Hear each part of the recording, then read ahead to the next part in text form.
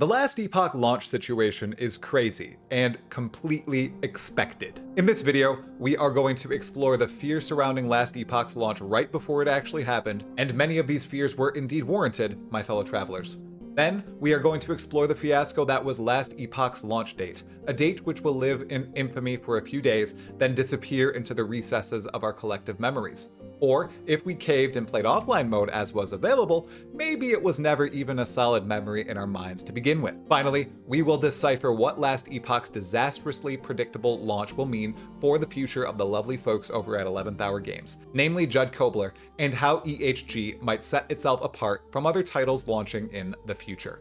Really, we're still in the midst of this, but if you're sitting in the queue right now as I am, unable to play online mode, or are just entering Last Epoch at the end of time and would like to see what it was like when it launched in February 2024, I have you covered. Travelers and exiles, welcome. I am Talkative Try. Let's talk some Last Epoch. Everyone knew Last Epoch's greatest challenge hadn't yet arrived in the days, months, and years before 1.0. Being founded on Reddit by a bunch of people formerly not in game development was a non-issue. Securing funding with no prior backers when launching a Kickstarter was definitely a breeze. Pushing through as a remote company during an economic downturn during the fabled year of 2020 was simple. Earning the investment of over 1 million people before launch was a given. Last Epoch's greatest challenge, without a doubt, would be launch day. The developers knew it, the community knew it, heck, even that random rabbit you see on your evening runs probably knew it too. Before the legendary February 21st, 2024 date,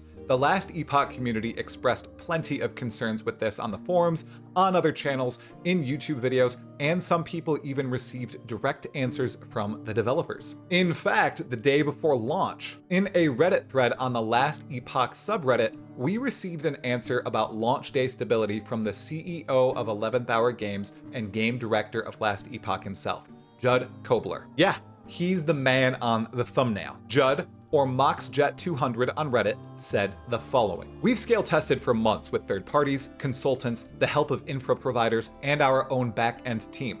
We have the ability to scale servers quickly, have reserved a large amount of bare metal machines, and do not have a maximum spend for cloud overflow. It's all elastic. From the extensive testing we've done, unless we do have a really crazy turnout, we should be stable. It's not lost on us that many much larger companies than us have had issues at launch though. We're optimistic, and if there are issues, it certainly won't be for lack of effort, spend, or ignorance to the importance of launch day. If we do have issues, I promise that we'll stay very communicative, and you can be 100% certain we'll be all hands on deck working to resolve anything that comes up. We understand what's on the line. I will say that this is probably the most stressing thing to the team, as we've seen games be review bombed and eviscerated when there are launch issues. I remember being frustrated when games I was excited for had launch issues in the past. But now being on the other side of it, I've seen how much of an emotional toll it can take on a team to face hatred for something that they have tried hard to prepare for, but it not be received or gone well despite best efforts. Just in general, I think it's a good thing for the gaming community to understand the impact those types of things have on development teams. That's not me asking for leniency for our team, just rather an insight I feel worth sharing for gamers in general. Another thing I'll share because it's interesting and something I didn't understand before being in game development before Last Epoch, it's nearly never the game servers that have issues at launch, as those are easy to scale as long as you have the funds and willingness to pay the server providers, typically Google or Amazon. It's more often an issue with services like login, authentication, database rate limiting. We use Steam and other services that are battle tested at scale for these things. But in summary, we've prepared heavily and have every reason to suspect we'll be in good shape come launch day. If there are issues, we'll be communicative and working to address anything that comes up immediately. Thanks all. Sorry for the long post here. From the mouth of the man himself, the Last Epoch team prepared as best as they possibly could for launch day. So, what exactly happened when the clock struck 12 o'clock p.m. Eastern Time on February 21st, 2024, and the Last Epoch 1.0 servers went live? Well, as was hinted in the thumbnail and title of this video, when the servers went live, absolute unbridled, predictable chaos was unchained. Almost immediately, the servers dropped as they were slammed with over 150,000 players attempting to break down the gates and enter the game in online mode. It was a Wednesday, in the middle of the day for US players, and the servers still died. Some made it into the game and to character select, but their screens were blank. All the characters had already been picked. Others made it through and stalled out after the brand new opening cinematic. A select few made it into the game, but were blocked at the very first zone transition. The online servers were dead. Immediately, 11th Hour Games, in the form of their CEO, Judd, responded. 22 minutes after launch, he said, "Initial burst of load is hitting the matchmaker quite hard. Working on scaling it faster. This may result in failed or slow scene transitions, especially in town zones. We'll keep everyone in the loop with what we're seeing in the war room." Scene transition also applies to loading into the game as it loads a scene, clearing out buffers and trying to stabilize. Most players understood what was happening. However, others began viciously attacking the developers on Reddit, in the Discord, in Twitch chats, or just bombing the game on Steam via reviews. Judd followed up 15 minutes later. Working on stabilizing matchmaking, the request volume is humbling. We're also deploying the launch arguments that will allow full offline mode when you boot the game on Steam. Restarting Steam will allow you to boot in that mode now if you'd like. This message opened up the eyes of some players who thought the game was online only. Into offline mode they went.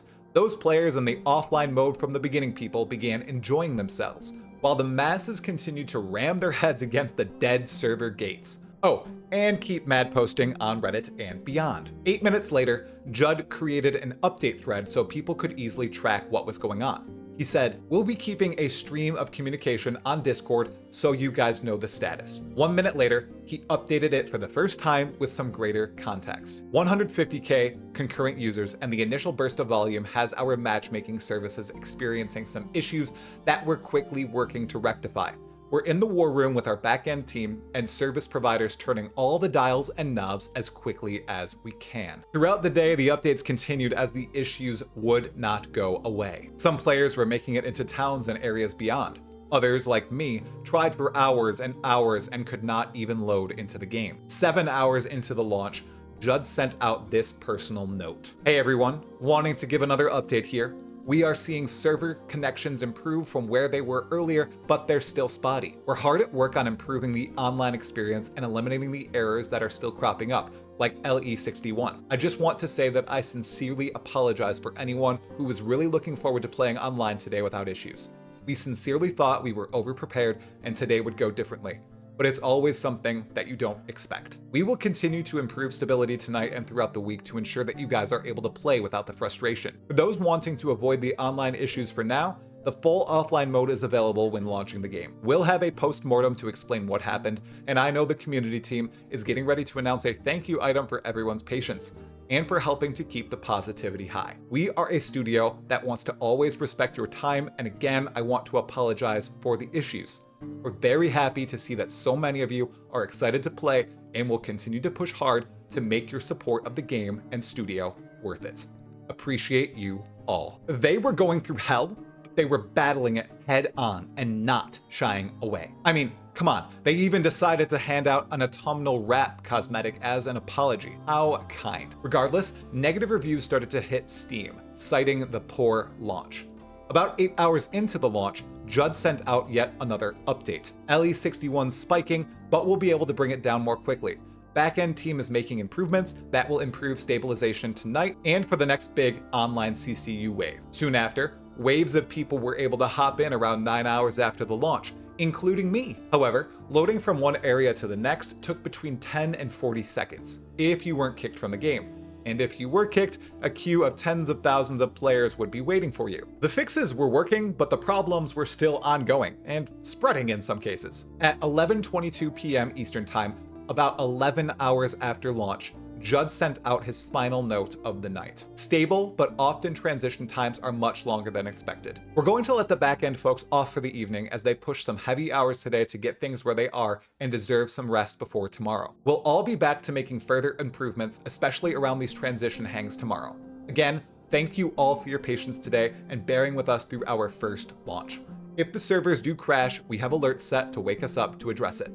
Appreciate you all. And so ended the launch day of Last Epoch 1.0. Some issues were fixed, plenty were present going into day 2 and probably day 3, but the developers were vigilant. So what are the communities and my thoughts? Last Epoch's initial launch day growing pains are over somewhat. Residual pains still exist as plenty of people, including myself, are experiencing them firsthand and constantly. However, what can we as a community of travelers, exiles, and video game enjoyers learn from this? First, I would like to commend 11th Hour Games broadly and Judd Kobler in particular for how they addressed this nightmare scenario. They faced it head on without any fear. This was a worst possible scenario for their online players. They pressed the go live button and the servers almost instantly dropped. There were over 200,000 people watching on Twitch alone and more across the rest of the streamerscape. Regardless, they stayed on top of it and worked tirelessly to get the servers live and running again as best they possibly could. The work continues though. Secondly,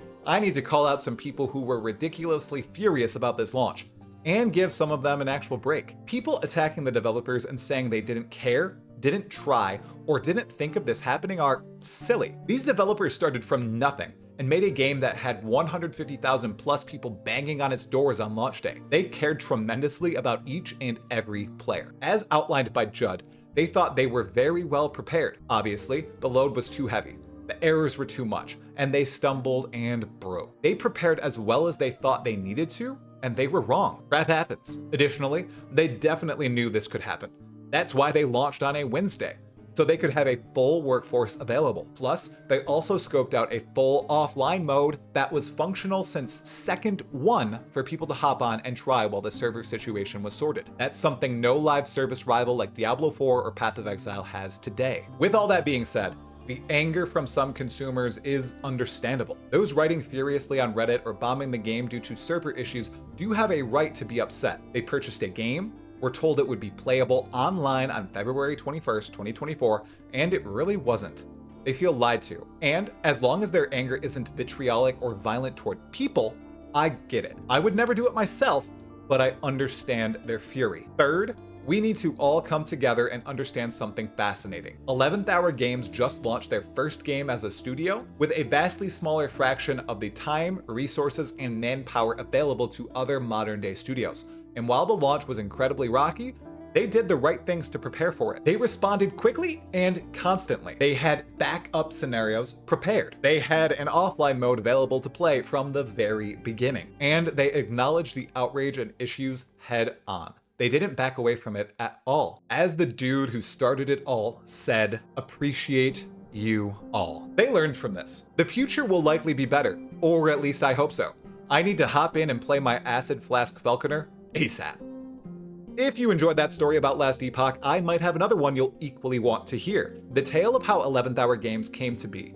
It's a sweet story of Reddit, dreams, and a reality made true. Give it a watch now.